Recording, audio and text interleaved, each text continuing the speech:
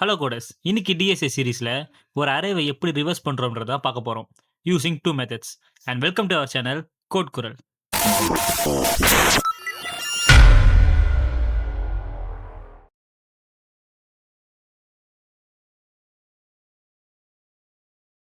அரேவோட வேல்யூஸை 1 2 3 4 5ன்னு வச்சுக்கலாம்.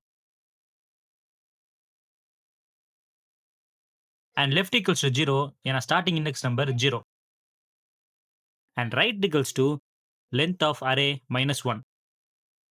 இந்த இடத்துல லென்த் ஆஃப் அரே 5ன்னு ரிட்டர்ன் பண்ணும். அண்ட் அதை இண்டெக்ஸ் நம்பரா மாத்துறதுக்கு -1.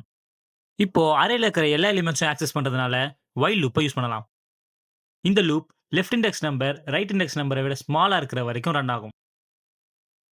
அண்ட் இது ட்ரூவா இருந்துச்சுன்னா அரேவோட லெஃப்ட் இண்டெக்ஸ் நம்பர்ல இருக்கிற வேல்யூவை ரைட்டுக்கும் அரேவோட ரைட் இண்டெக்ஸ் நம்பர்ல இருக்கிற வேல்யூவை லெஃப்ட்டுக்கும் மாத்திடலாம். இது ஆப்போசிட்டா இருக்கிற எலிமெண்ட்ஸை ஸ்வாப் பண்ற மாதிரி. அப்புறம் லெஃப்ட்டை இன்க்ரீஸும் ரைட்டை டிக்ரீஸும் பண்ணிக்கலாம். இது ரெண்டுமே அரேவோட எண்ட்ஸ்ல இருந்து நேருக்கு நேர் வர மாதிரி. இப்போ அரேவை பிரிண்ட் பண்ணி பார்க்கலாம். இது ரிவர்ஸ் ஆயிருக்கும்.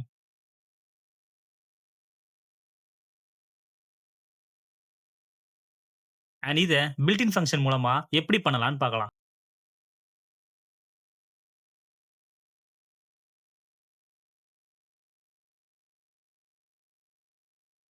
இதுல ஃபர்ஸ்ட் கோலன் எம்ப்டியா இருக்கிறது ஸ்டார்டிங்கையும், செகண்ட் கோலன் எம்ப்டியா இருக்கிறது லாஸ்ட் எலிமெண்ட்டையும் குறிக்கும். அண்ட் -1 டைரக்ஷனை குறிக்கும்.